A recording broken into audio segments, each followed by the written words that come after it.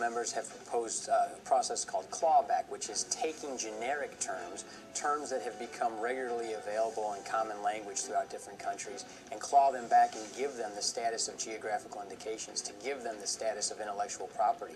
Terms like Chablis, Parmesan, and Feta, which are generic terms and don't indicate a particular geography or quality or process or manufacturer, and those are terms that then are being taken back and tried to give this status of geographical indications, even though they don't have that status.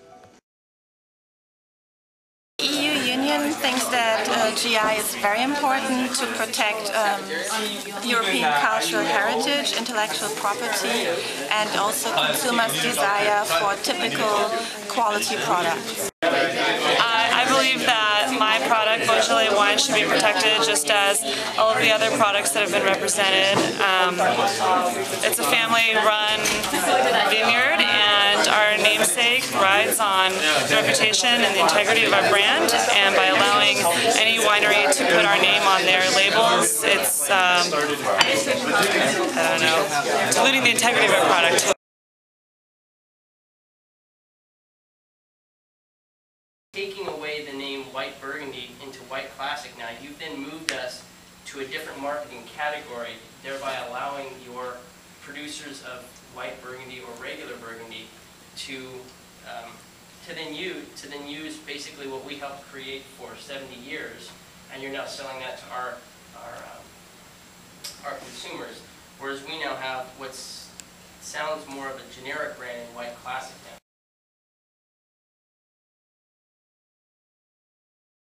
We are open to competition from all around the world.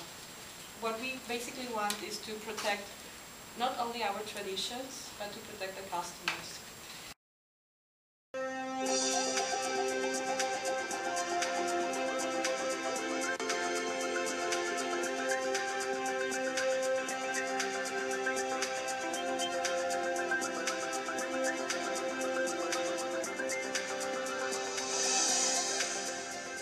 Strong concerns with the European Community position on geographical indications in the WTO. They've put a list in the WTO of about 30 or so products that they say should only be made in Europe, and those are products like Feta and Parmesan and mozzarella, products that really in the United States only identify a particular type of cheese and not particularly the place where it was made. They're no longer source identifiers. And in fact, if an American went into the store and didn't have the name Parmesan cheese on their cheese, and I'm not sure they'd know what to call it. Marketing is to try to sell your product, but not to try to lie and deceive the consumer.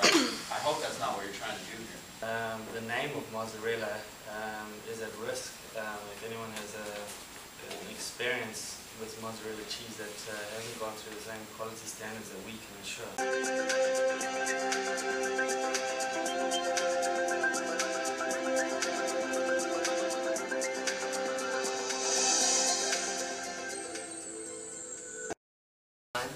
There is not one geographical indication that is currently protected in the EU under the EU's agricultural regulation that's protecting any U.S.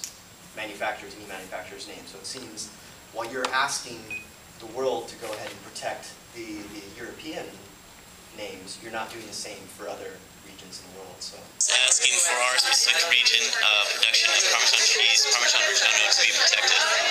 Here is on the use of generic names. When a name becomes generic, it means consumers no longer associate it with a certain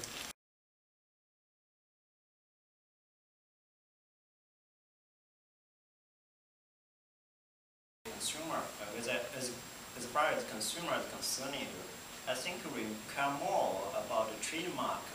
So I think we've already got alternatives to protect the names.